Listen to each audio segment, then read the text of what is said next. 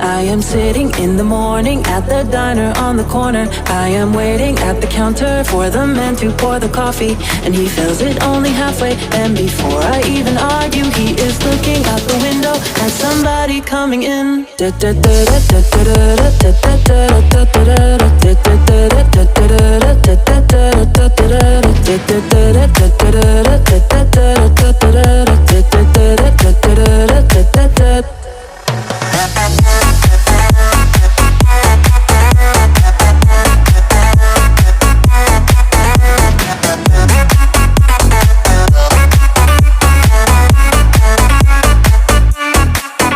It is always nice to see you, says the man behind the counter to the woman who has come in. She is shaking her